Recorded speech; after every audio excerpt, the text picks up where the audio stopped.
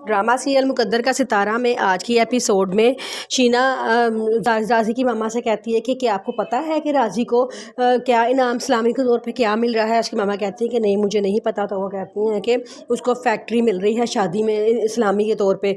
और आपको पता है कितनी खुश वो, मुझे तो उस फीलिंग का अंदाज़ा नहीं हो रहा कि एक रातों रात आप इतनी अमीर हो जाएंगी। आपका क्या रिएक्शन है? जिस पर वो कहती है कि अच्छा मुझे नहीं पता था इस बात का।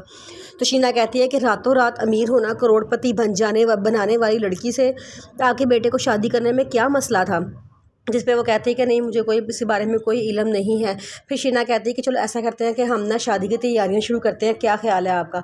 वो आगे से कहती हैं कि मुझे कोई इतराज़ नहीं है, जैसे आपकी खुशी। तो आगे से वो कहती हैं कि मुझे ये बताएं कि आप मेरी बेटी को मुंह दिखाई में क्या दे रही हैं। तो वो कहती हैं कि ये तो मैंने भी सोचा ही नहीं है। तो आगे से शीना कहती है कि आप ऐसा करें कि जो राज़ी ने न्यू बंगला बनाया है ना, आप वो उसके नाम कर दें। जिस पे वो कहती हैं कि अच्छा मैं राज़ी से बात करूँगी। तो आगे से शीना कहती है कि हाँ जी लाज़मी आपको राज़ी से बात करनी चाहिए। जब हम उसको मुंह दिखाई में, हम इसको सलामी में एक फैक्ट्री दे सकते हैं, तो वो तो मेरी बेटी को मुंह दिखाई में एक बंगला तो दे ही सकता है।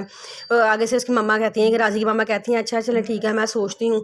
ये कह के वो वहाँ चली जाती हैं। तो फिर वहाँ बाहर खड़ी हुई सारी बातें नताशा सुन रही होती है। जब उसको बड़ा गुस्सा आता है वो अंदर आती है और मम्मा से कहती है कि मम्मा आपको क्या ज़रूरत थी उनसे इस बारे में बात करने की, कितनी गलत बात है। ये कोई अच्छा लगता है कि हम उनसे कहें कि भाई वो मुंह दिखाई में क्या दें और क्या ना दें। इस पर शीना कहती है कि तुम उसको जब करोड़पति बना सकती हो एक रात में, तो वो क्या तुम्हें घर या बंगला गिफ्ट नहीं कर सकता।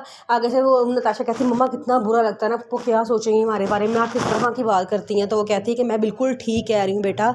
उनको जब तुम उसको करोड़पति बना सकती हो, तो क्या वो तुम उसकी जायदाद पे अपना हक नहीं जमा सकती। तुम उसकी बीवी हो और उनका इकलौता बेटा है, उनकी सारी जायदाद तो उनके बेटे की है ना, और तुम उसकी बीवी हो। अगर वो तुम्हारे नाम कर भी देंगे तो उसमें कोई इतराज़ वाली बात नहीं है। तो आगे से वो कहती है, नताशा कहती है कि मामा नहीं फिर भी मुझे अच्छा नहीं लगा आपको उनको ऐसे कहना, आपने बहुत गलत बात की है। वो कहती है कि चलो ठीक है तुम छोड़ो इस बातों को, तुम इन बातों में ना बोलो, वो मेरा और उनका मसला है, तुम चुप करो खामोश रहो। नताशा अपने कमरे में बैठी होती है तो उसके पास आती है हादिया और उसे आके कहती है कि क्या हाल है तुम्हारा। वो कहती है कि मैं ठीक हूँ। तो आगे से हादिया कहती है कि आगे से नताशा कहती है कि भाभी आपकी भी तो हालत ठीक नहीं ना है, आप अब ठीक है।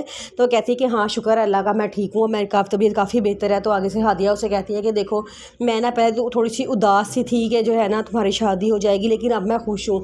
तो वो आगे से नताशा कहती है कि आप उदास क्यों थी। तो हादिया कहती है कि मुझे इसलिए उदास थी कि तुम इस घर से चली जाओगी ना, फिर तुम अपने घर में चली जाओगी और फिर मैं यहाँ पे अकेली हो जाऊंगी, मैं किससे बातें किया करूँगी, किससे अपनी बातें शेयर किया करूँगी। तो वो कहती है कि आप फिक्र ना करें, मैं आती जाती रहूँगी। और दूसरी बात है मुझे लगता है कि मैं राज़ी के साथ कहीं भी खुश रहूँगी। तो आगे से हादिया से कहती है क्या तुम राज़ी से इतनी मोहब्बत करने लगी हो। वो कहती है कि हाँ जी मुझे पता ही नहीं लगा, इन सारी लड़ाइयों में नफ़रतों में मुझे कब उससे शदीद मोहब्बत होगी, मुझे इस बात का अंदाज़ा ही नहीं हुआ। आज मैं सोचती हूँ मैं कितनी बेवकूफ़ दिनों से लड़ाइयाँ करती थी, और मैंने उसका शादी से इनकार अगर ना करती और वो मेरी ज़िंदगी में होता तो शायद जैसा बदतमीज़ इंसान कभी मेरी ज़िंदगी में आता ही ना।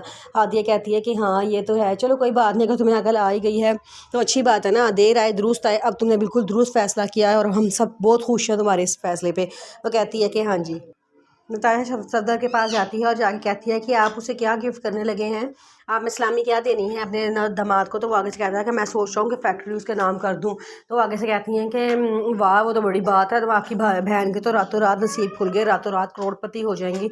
सफदर कहता है कि ज़ाहिर बात है जब वो मेरा दामाद बनने जा रहा है तो उसको कुछ ना कुछ तो ऐसा देना चाहिए ना जो हमारी हैसियत के मुताबिक हो। शीना आगे से कहती है कि बड़ी बात है। आगे वो ये कह के खामोश हो जाती है।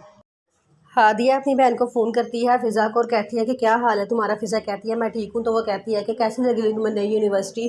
फ़िज़ा कहती है कि आप ही ठीक है, बहुत अच्छी है, लेकिन मैंने यहाँ दोस्तें नहीं बनाई, बस एक दो हैं जिनसे सलाम दुआ है और ज़्यादा बात नहीं मैं करती। तो हादिया कहती है क्यों, तुम्हारी पिछली यूनिवर्सिटी में दोस्तें तो अच्छी थी।